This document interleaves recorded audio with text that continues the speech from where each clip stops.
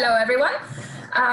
Again, we have our webinar, and we're not able to see any of you. We just see some names that have signed on, and it's very nice to see some familiar names there. People have been at our first seminar last week. So my name is Esther Wagner. I'm the Executive Director of the Woolf Institute, and I want to welcome you all to the second seminar of the webinar series that is entitled Bringing the Shrine Home. For those of you who are new to the course and haven't been here last week, are not familiar with the Woolf Institute, we are a research institution. We focus on religion and society, and we have a number of research projects on all sorts of topics, contemporary and historical. And we like to combine that research with teaching, with public education, and with policy works, which mainly focuses on Jews, Muslims, and Christians. And this is intended to foster understanding between the different communities, between people of different beliefs, and improve the way that people live together in society. So in this webinar series, we discuss the challenges that faith communities face in the current crisis. How are believers bringing the shrine home? What rituals are continuing? What rituals are being abandoned? What hardships are encountered in the process? And today we turn to places of worship as well. The Kaaba, the Western Wall, the Vatican, they're all closed to the public. And likewise, mosques, synagogues, and churches all have been shut down. So how are the three Abrahamic faiths responding to this disconnect from the places, from these core places of worship?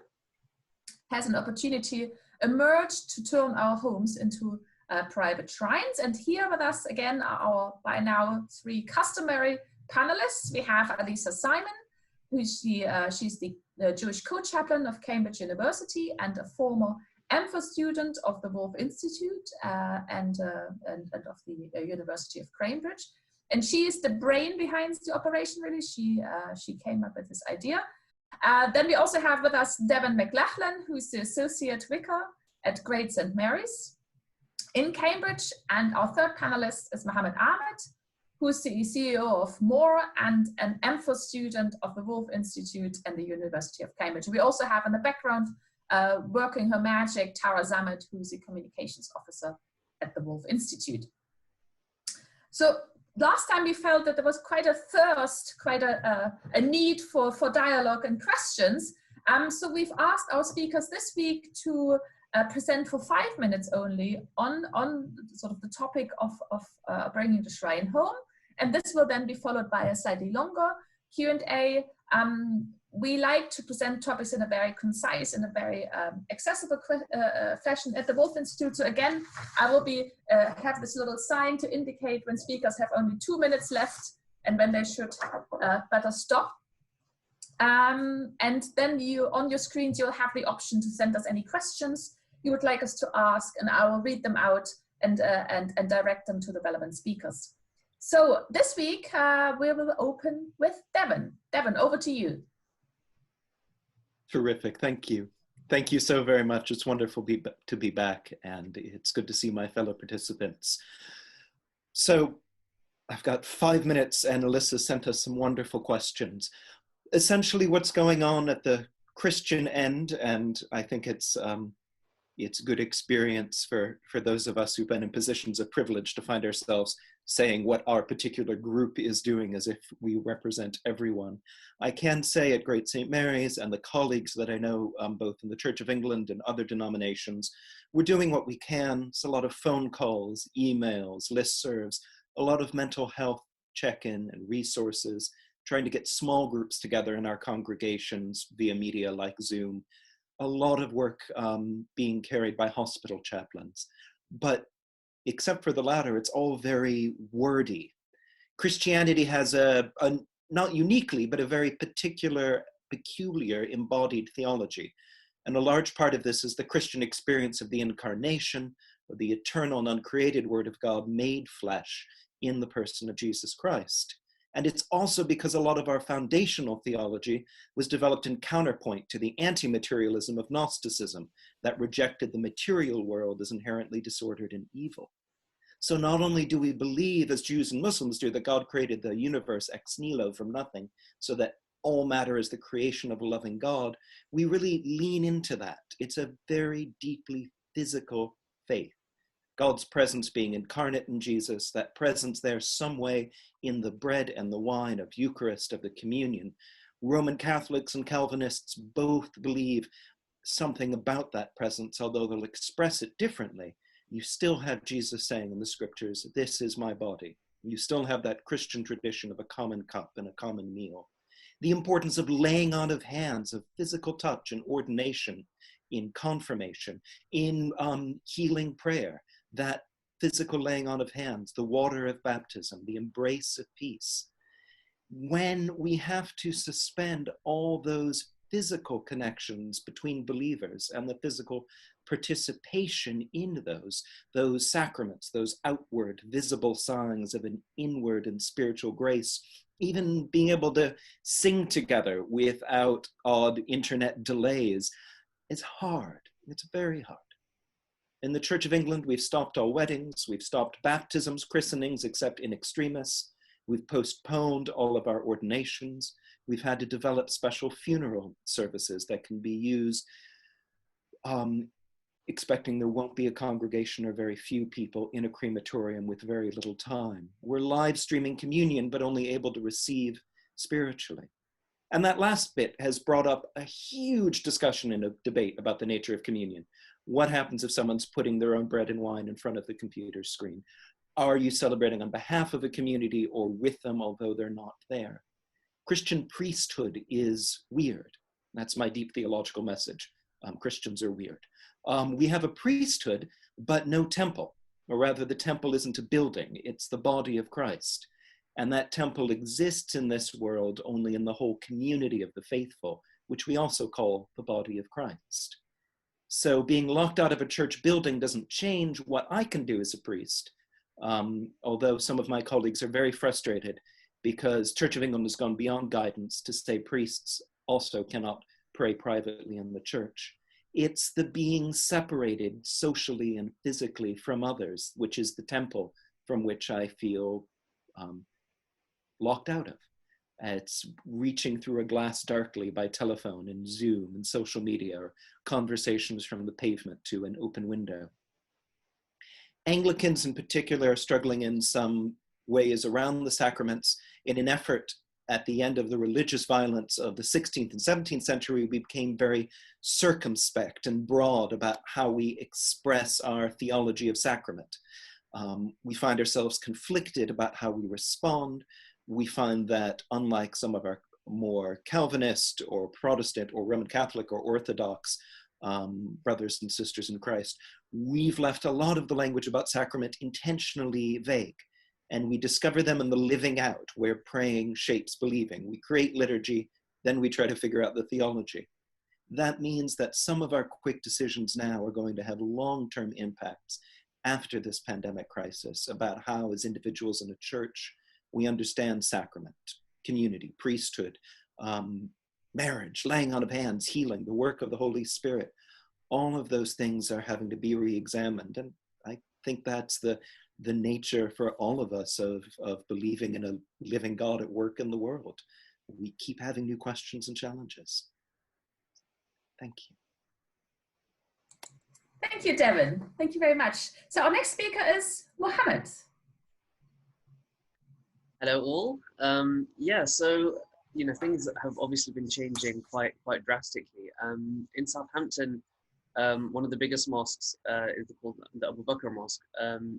Is obviously all closed for prayers. But at the beginning of this pandemic, we weren't really sure how to deal with this in terms of there wasn't in Islam there's not necessarily a centralized authority that necessarily makes this decision, or the concept of the mosque as opposed to the church doesn't really exist in Islam. And so kind of committees and communities have had to take their own initiative as to how they limit things and to what extent it is limited. But pretty much, the versatility of Islamic practice is quite interesting, because pretty much all practices can be done at home. For example, the Friday prayer is not necessarily something that has to be confined to the mosque. If you're in a place where you have 3 people or more, that can be done whether it's at home, whether it's anywhere in public or in a mosque. Of course, it's meritorious for it to be in the mosque, but it's not necessarily necessary. And of course, with kind of social media and a lot of the technology, people aren't necessarily disconnected from scholarship either. Most Muslims, especially in the UK, kind of engage with a lot of the scholarship that's out there online, with reputable scholars that they know and kind of engage with, in a virtual atmosphere.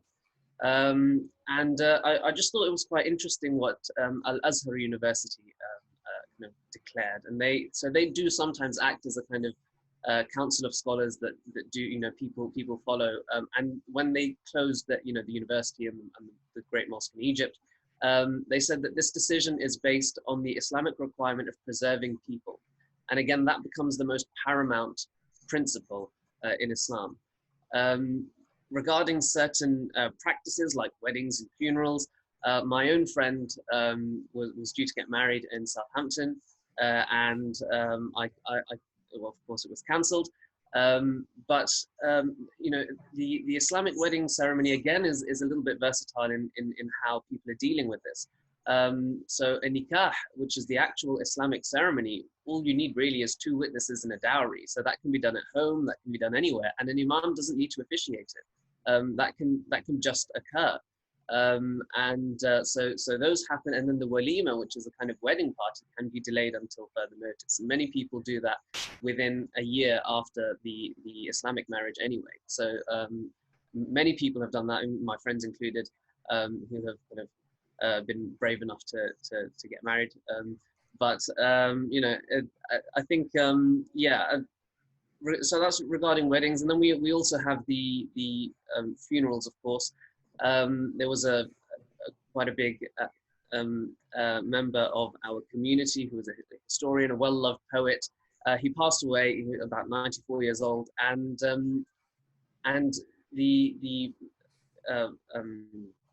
funeral prayer, which is the manner in which it's performed, it's shoulder-to-shoulder normal prayer, and it looks very much like a normal Islamic prayer. That was performed maintaining a 2-meter distance. So these things are still, happening, and there is jurisprudential kind of credence for these things to happen. But also there's the prayer, it's called Salatul Ghaib, which in Arabic is a prayer when you cannot necessarily be with the person who is deceased. That can be done from anywhere. And it's the same funeral prayer, and you can do it from home. So Islam does, and that comes from a precedence from the Prophet Mohammed doing a funeral prayer for King Negus, who passed away in Abyssinia. So this does have very old historical precedence, and and also funeral prayers can be delayed. There's a interesting story of the Prophet Muhammad, who returned back to Medina, and one of the elderly women had passed away, and he went up to her grave and prayed the funeral prayer himself. On his own.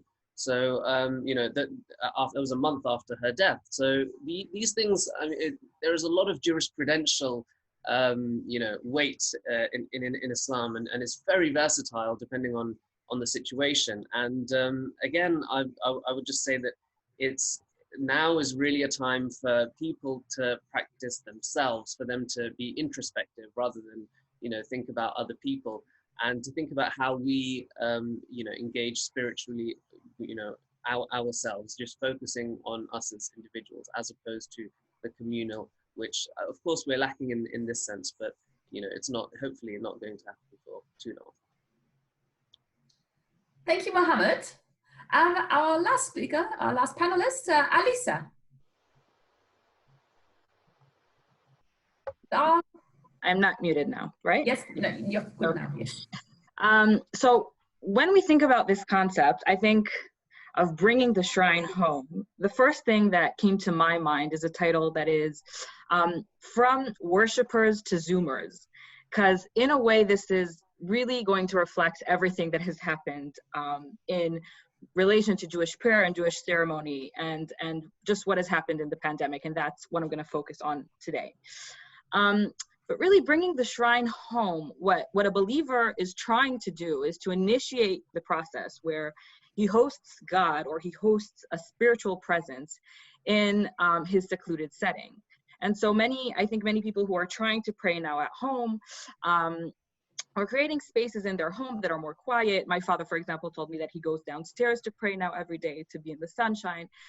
They're trying to create this area that is special for prayer, whether they're doing it alone or not. And now in Judaism, there is a concept where a prayer needs to take place with a group of 10 people. There are many prayers that you can only recite if you have 10 people. And in Orthodoxy, these 10 people have to be men. And I think that is why in Judaism we're seeing so much usage of Zoom, because Zoom kind of creates this elusive feeling that we have a group, that we have 10 people. And this transfer from, I think, from the place of the synagogue where we usually have the prayer to Zoom brings about two important changes, which is what I want to discuss. So the first thing is that we don't have a form of segregation. And this means that if you think about a synagogue, you have the rabbi and the cantor in the front, suddenly everybody is equal. And the fact that everybody is equal also means that we don't have a separation between men and women. And this is practiced in many Orthodox, most, if not all, Orthodox synagogues. And I think suddenly we see that in a Zoom prayer, so it's not only that the rabbi and the cantor aren't in the front, it's also that the women get an equal square just like the men. They're participating there. And they aren't hidden behind a curtain up or sitting upstairs. They're right in our screen. And I think this shows that because Jewish practice is very much dependent on the congregation, and in this current situation, Judaism just has to give that up, and the communal prayer is done online. And in a way, this isn't the real thing, right? It's not exactly, we're not exactly praying as a group. So there still are certain prayers that we can't say, and certain rabbis that are saying this and this prayer you can't say on Zoom, and this prayer you can. But I think this is enabling Judaism to kind of work outside of its regular framework and bring in more people in a way that it's not able to do when we're practicing inside of a synagogue. So I think both these differences, the fact that, there isn't a cantor and a rabbi sitting in front, we're all equal, the fact that we have both men and women sitting side by side, create a situation in which the hierarchies and the patriarchy are distorted. And I think it's making a lot of people ask questions, and more than it's making people ask questions about how do I connect to God in my home, it's making people ask questions about what is the setting of the synagogue? Why is the synagogue set in this way? And so there's actually maybe a turnover in what we'd expect, rather than focusing on the connection between, myself and God inside of my home. Suddenly there's a question about how does my community pray all the time. I'll touch a little bit about the ceremonies. So obviously a lot of ceremonies have also been canceled, but weddings and circumcisions are still going on. And I've participated in a few of these. And I think aside from the fact that right now less rabbis are officiating weddings because they're older, and suddenly we see uncles and brothers perform these rituals, we're seeing that what we usually see as an event that is for the community and people focus on the dress and the food and, the social environment, suddenly it's about God, and it's about the covenant that we're creating with God. So in Judaism, when you get married, you're not only creating a covenant between a man and wife, you're creating a covenant between a man and wife and God. And in a circumcision, the man is creating a covenant with God and with his son and bringing his son into Judaism. And because suddenly we don't have the buffet, we don't have the wedding cake, believers are trying to put much more content into these rituals, because what is there left? What is left is the relationship with God. And so I think, interestingly, this process of bringing the shrine home has actually created a situation where we're asking questions about our regular shrines, and we're asking questions about our relationship with God. Thank you, Alisa. I'm opening now for the Q&A. And while people sort of are writing, we're already getting a few questions in. Can I just ask, Mohammed, you talked last week about this lack of gender segregation in Ramadan celebrations, where usually you would have in a mosque, you would have a separate setting for men and a separate setting for women. And following on what Alisa just said, have you seen the same sort of similar sort of lack of gender segregation in prayer? Yeah, absolutely. So the manner in which the prayer is done in Islam is you know, the imam stands at the front and people make rows behind. And of course, in the mosque, the manner in which it's done is that it's the imam, then it's the men, and then it's the women behind. And some mosques have separate rooms for women. In the home, there is a difference of opinion among modern Muslims, of course, as to how this is this materializes. If you're a member of the same family, some people in the row that's behind the imam will have men and women in the same row. And that is something that is actually unprecedented in terms of for that to happen on a regular basis. So definitely, I mean, it's changing things, but there are some jurists who will still, even if they're members of the same family, will say that men should pray and then women should be behind. But I mean, according to my understanding, I think that opinion is lessening, and I think we are seeing an increase in this kind of fluidity, definitely, than we would see if it were to take place in a mosque or something like that. Yeah, well, thank you. So our first question from one of the webinar participants is that, to what extent does the panel think that the adaptations that are happening now will transfer over to normal practices post-corona? Who would like to start? I can go.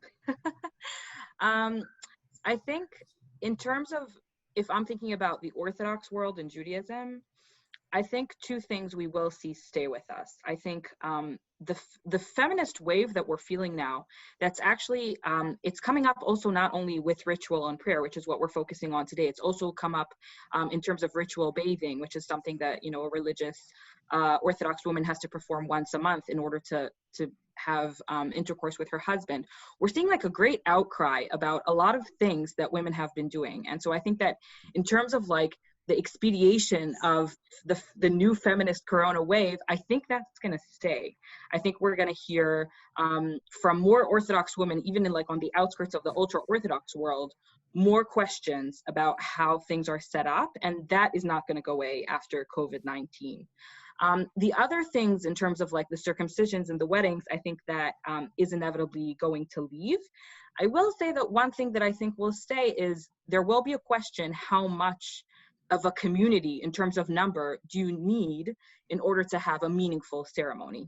People will be asking themselves, do I need 400 people at my wedding in order to have a meaningful, you know, romantic atmosphere? And I think that's something that's going to stay. So I would definitely say that the feminism new corona wave, as I'm coding it now, is definitely here with us to stay. And the other things, perhaps in certain adaptation.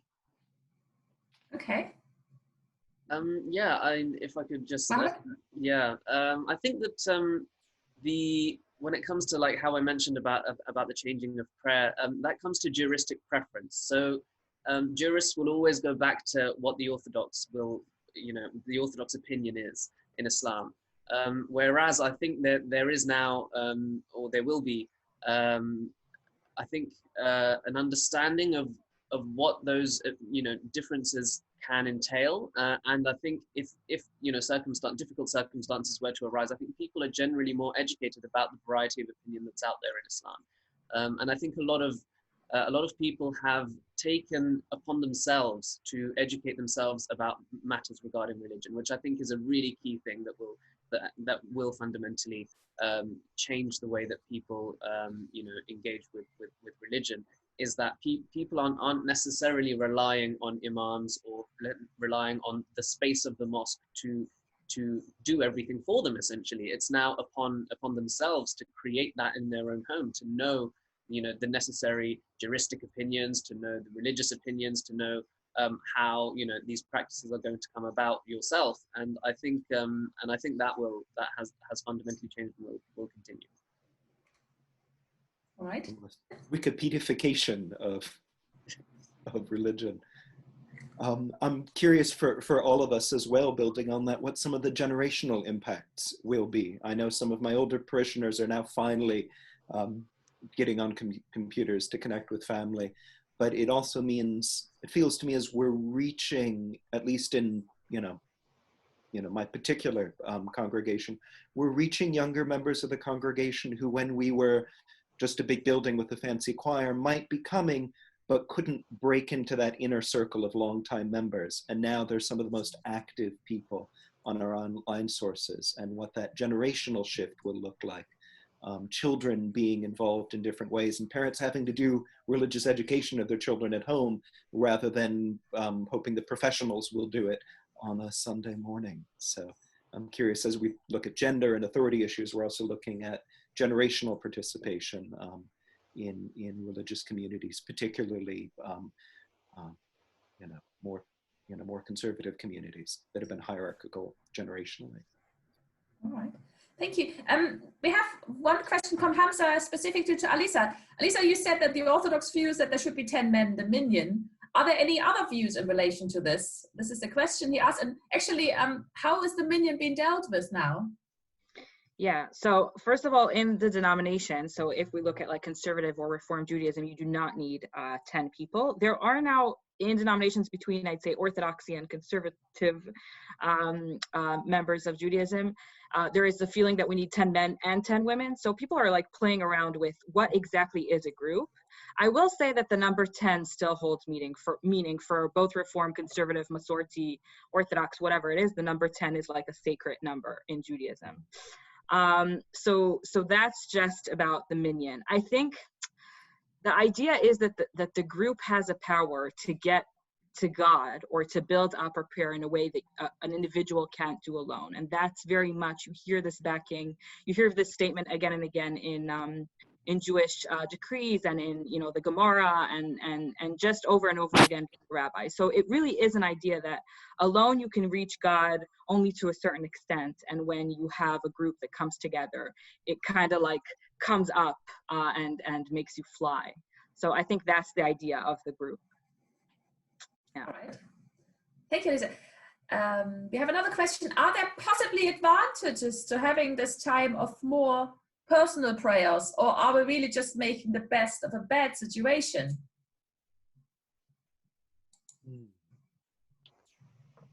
Wonderful. I mean, from an Islamic perspective, I think so. It's similar to what Alyssa was saying about the concept of congregation. Jama'ah in Arabic is extremely important, but it is just to make the prayer more meritorious. It's not that the prayer cannot be done on its own or has not been done on its own. It just reminded me also of a very interesting story that we have in Islam about the Prophet Moses, who was leading a prayer, and he had all of his people behind him, and the prayer was not accepted, so Moses stands up and he turns around and he says, has one of you not asked for forgiveness or something? Is what's wrong? And so they perform the prayer again, and the prayer is accepted. And it's that the person who was behind, one of the people out of the whole congregation, had asked God for forgiveness silently while Moses was talking, and God accepted that. And the power of the Jama'ah and the power of the praying together was so strong that God answered the particular request. So I mean, in Islam, I mean, the concept of the Jama'ah is something that's extremely important. However, there are many instances, and there continue to be instances where praying on your own is not only I mean, in times like this, it's significant, and it's important that we actually do it, and it's more meritorious actually if you look from a juristic preference anyway. It's actually more meritorious in this case to pray on your own because you're doing the right thing, and in Islam has the principle of innamal a'malu binniyat, that any action that you do is down to its intention.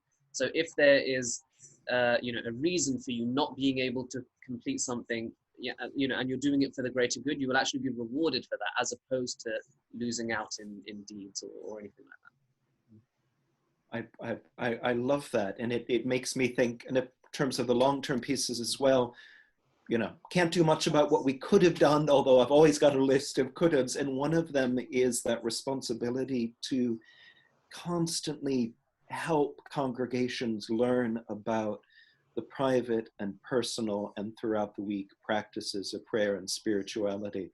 And often we either, you know, whether we're professional religious or just, you know, folks who do it a lot, assume that everybody gets it. And when we're congregational, all the focus is on that. What's the teaching that we provide? And then we'll continue to provide after to help people learn about the long traditions we have about personal and private prayer. For Christians, I mean, we have a very long tradition of hermits being on their own for days, weeks, months at a time. Although even in the very first hermits of Christianity, they still physically got together for communion. And an impetus in Scripture to pray on our own and to pray quietly, and those practices of daily prayer. But we don't always teach them well, and I wish I'd done more before this, and I hope we keep teaching them when we all get back together and excited to get back into buildings, how we keep those places at home also holy and active. And then in this meantime, how we feed people and help people. I mean, part of why I do this religious thing professionally is I'm really bad at being a Christian on my own. And one of the things that, you know, a congregational gathering does is it's a little like one of those big refueling jets. And it helps me then get through the rest of the week. How do we pastorally and spiritually help people refuel when they're having to pray on their own or in their families for so long? Alisa, do you want to add something? I'm thinking, what I'm wondering now, listening to Devin and Mohammed, and this is not something that I've thought of before, is why we're not hearing more from the Jewish rabbis and leadership about how important individual prayer is. What we are hearing is if you pray at the same time as, you know, your congregation, it has meaning, even though if you're not on a Zoom minion or if you're not together in the same room, there's still meaning in doing it at the same time. We're seeing rabbis kind of say, well, our way of saving lives is praying together. So, you know, don't maybe, some people aren't adhering as much as we'd like them to health guidelines and are still congregating. And it's just a question to me. I don't know how to answer it. Why we're not discussing more individual prayer and how much merit that holds. I will say that in obviously in the Hasidic sect of Judaism, there is a lot of discussion about, you know, the relationship between the individual believer and God, and you're supposed to talk to God and build a very intimate relationship with him all the time. But it is interesting that we're not seeing as much of a discussion about the individual prayer as I would have expected. Yeah. Following on to this, Sahir asks, do you think there may be a danger that people come up with their own versions of religion and forget about clergy, imams, rabbis? So the extreme individualization that we already see. That's a hard one to answer carefully and pastorally, isn't it? I like that. And certainly, I think in all the Abrahamic faiths, there have been historical situations with communities that have been separated. You know, for me, I think at least in these beginning weeks, it's probably more that, you know, especially people like me who are paid to do this, you know, not very much, but, you know, I get the uniform, is that danger that what we're going to panic most of all is defending our territory as the professional religious, and making sure we keep asserting our role and our presence rather than thinking about the health of the whole community. You know, people come up with crazy stuff all the time. I didn't say crazy, did I? Heterodox, eccentric, and sometimes wonderful things come from that. You know, it could actually also be very exciting. I think we'll have a lot to learn. There's going to be a lot of terrible graduate papers written at the end of this, but. Yeah. I really agree with you on the graduate papers, but I'll also say that I think there's a lot of an opportunity here. Like, in a sense, the believers are reclaiming what religion is for them, and maybe the leadership isn't that relevant anymore. in certain ways and in certain things that it has said about, just in the past, or even how to deal with the current pandemic. And so I'm actually looking forward to, even if they're weird or crazy, as Devin said, I think this could be maybe even a jump for the religions to become more relevant to our believers.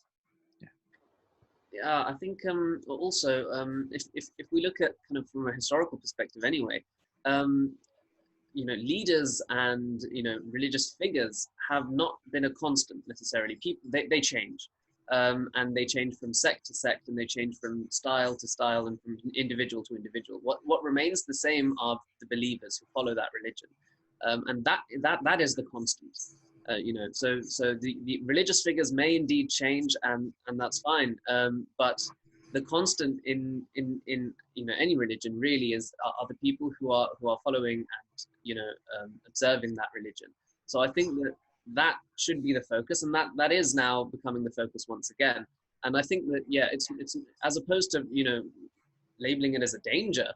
I think absolutely it's an opportunity for people to engage themselves in what they see to be the manner in which they connect with God, as opposed to the way in which someone else may advise them or dictate to them. Well, I think it will also be, to be actually able to once we get to that stage when we're actually able to connect to these congregations, to the sort of collective group, I think there will be a great joy in that as well. So we have another question from Elazar. Did any of the panelists say no to a request from their community to do something different? Are there any red lines that religious leaders said no to? We're not doing this, even though we are in a difficult situation. Do you have any examples of that? If I could just say one thing about this, is that in Islam, for example, if somebody asked, okay, can we do a Zoom Jummah Friday prayer?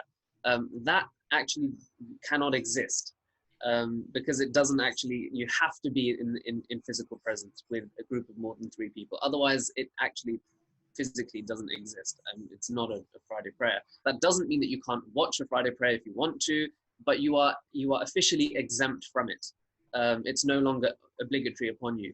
And so it's those kind of slight differences, I think, between Islam, Judaism, Christianity regarding jurisprudence and how, whether these prayers can be done together, to what extent. In Islam, the communal is not a necessary thing. So if you happen to be alone, that's you carry on with the prayer on your own. The important thing is the prayer as opposed to the communal. The communal is a secondary addition that you can do if that's available to you. If not, it's essentially it's not the be all and end. And for Western Christians, different denominations have different traditions and histories around particularly communion with the bread and the wine, both what that means, who can preside. There are denominations that have what we call lay presidency, so that the community can choose anyone to preside at that service, but quite a few of us don't have that. So one of the red line issues has been, if we're broadcasting communion service, can it only be done by clergy who have a household, or can it be done by a priest who is living on their own? And traditionally in the Church of England, the answer would be not done by a priest living on their own, even though they're a priest. Bishops have begun giving permission, time-limited permission for now, and what people are doing at home. And some people are going to be crossing that red line. The Christianity has a particularly grim history about how we settle those religious differences. We just got through the 500th anniversary of the Reformation. I think our response will not be as bloody. I think if we don't handle it well afterwards, where people have crossed those official red lines, so to speak, how we pastorally come back together after can either be helpful or hurtful. And I'm curious what that response is going to look like. I think the most difficult red lines in the Church of England have been clergy crossing the red lines from their bishop, in part because there is a discipline act around that, which there isn't, thankfully, with the congregation. Yeah, I think this is really interesting to compare the different answers. So in Judaism, there has been like a question, there's a special prayer that you say for the deceased, and a person who has a family member of the first degree that passed away is supposed to say this prayer for a month or a year after this person has passed away. And you're supposed to only do this in a group of 10. You need 10 people to recite this prayer. And people have been like really upset because they want to say this prayer for the deceased and they can't have a group of 10. And so there has been a question of, can I recite this prayer on Zoom if I have 10 people on Zoom? And some rabbis have said yes, because you're not saying the name of God in this prayer. And some rabbis have said no. And I think that has been also something very frustrating for people that are essentially don't have a religious way to mourn right now their loved ones. So this is another, I think you can see the divide between the more liberal rabbis and the more Orthodox or the more conservative rabbis that are not allowing this. Thank you, Alisa. And if you have a quick question to Devin, one of our participants asked, do you think this actually, the worship at home goes back to the very earliest roots of Christianity? Ooh, and there's actually been a lot of interesting conversation around what house churches actually were historically and what they weren't. Good Anglican answer, yes and no. Yes, to the degree that it's breaking us free from some of our idolatry of building. I love our church buildings, and I love the things we can do there, and the music and the organs and the beauty and the teaching that happens through architecture, and just being able to get lots of people together. On the other hand, the early house churches, many of them were still fairly substantial buildings. Because we are socioeconomically diverse community right from the beginning, although living under persecution, those meetings in houses were still communal. They just didn't have the big architecture. What we didn't have, but we have had in other situations in Christianity, particularly under especially repressive regimes in the 20th century, were Christians who did have to pray very much on their own, so not able to go to one another's houses. For the most part, the early Christian experience of persecution didn't preclude people from covertly gathering in sometimes fairly large congregations in a home. So we're locked out from the building, but we're also locked out from congregation in a way that's relatively new. So it's a yes and no, yes and no answer. Okay, I think we're sort of slightly running out of time, and we want to give an opportunity to all our speakers to have one last sort of statement of a minute.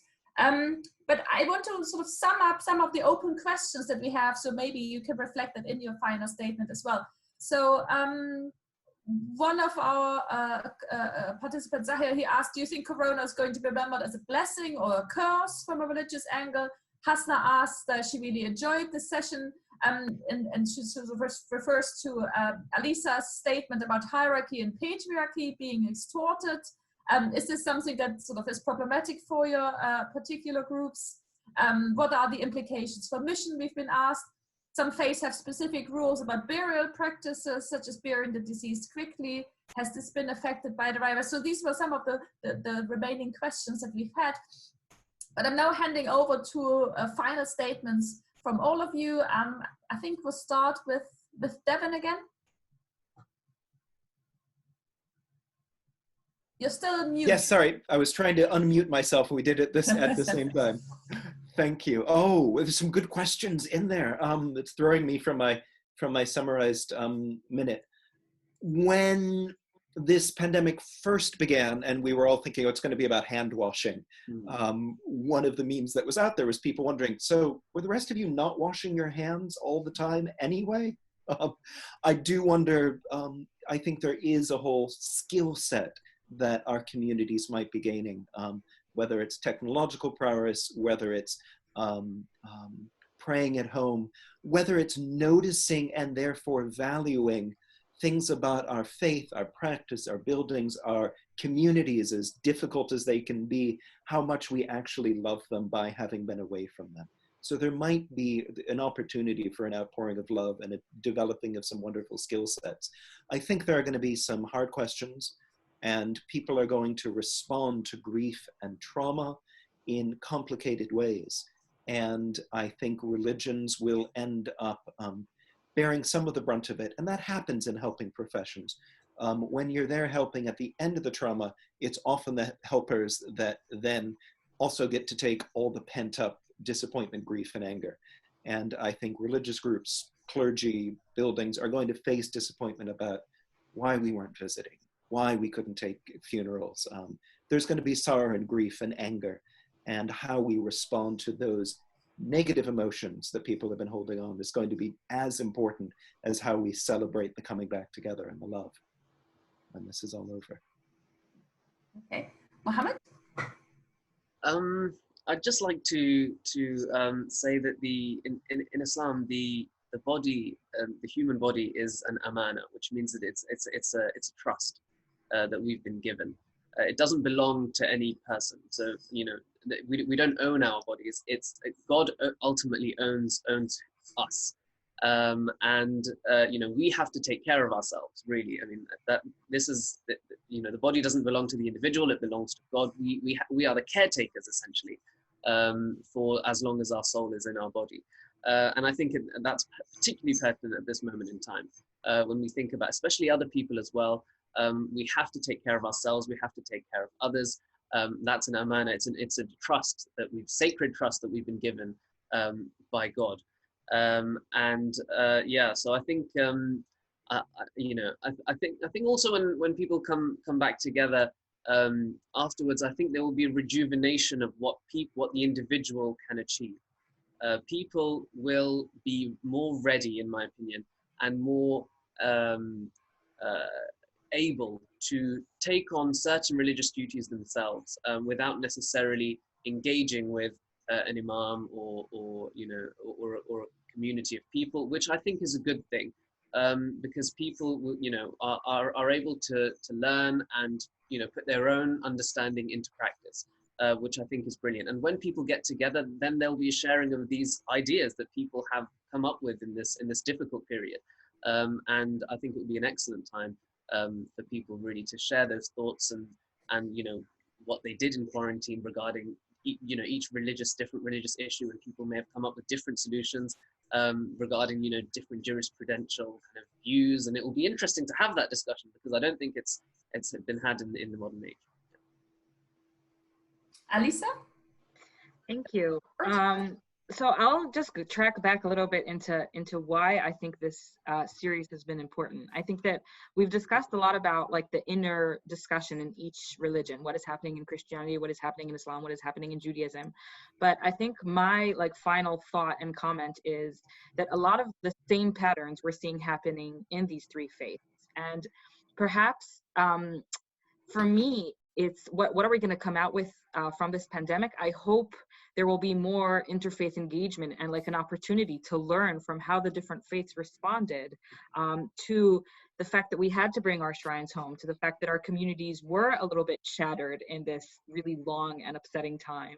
And I think the conversation in a way has been initiated also between the three of us, but I think it's also, we're going to have an opportunity not only that have our believers had an opportunity here to kind of reconnect in an individual manner, as Mohammed and Devin so beautifully explained, but I think there's also a place here to create a forum for the leaders of the faith to discuss really what has happened here and how have we responded differently and the same, and that'll be something that I think also has the key to bring together the religions in a way that we haven't seen before. So that's just maybe a prayer of mine or a hope of mine that this will be another opportunity for us to come also closer just as believers in God in general. But yeah. Yes. I've always been a great believer in crises. I think crises are a great opportunity, a great chance to rethink things, to rethink practice, to rethink relationships. So I really do hope that we will, once sort of the immediate problems are over, that in 2 or 3 years' time, we will think of this as a blessing, as something that upset, sort of the status quo and improve things for the better. So our time is up now. We're already a little bit over time, like in any good academic setting. I would like to thank very much our wonderful panelists for sharing the challenges, for sharing the ways to overcome the obstacles that we're facing. Thank you also very much for being a fantastic virtual audience, for all your questions, for staying tuned. There was not a single person that dropped off from the beginning. And I hope you'll join us in our future webinars where we'll, I think the next planned series will be on various Netflix series that pertain to faith, like Unorthodox or Messiah and other things. So stay tuned for further webinar notices, and I hope you all have a very good week. Thank you again. Bye-bye. Bye.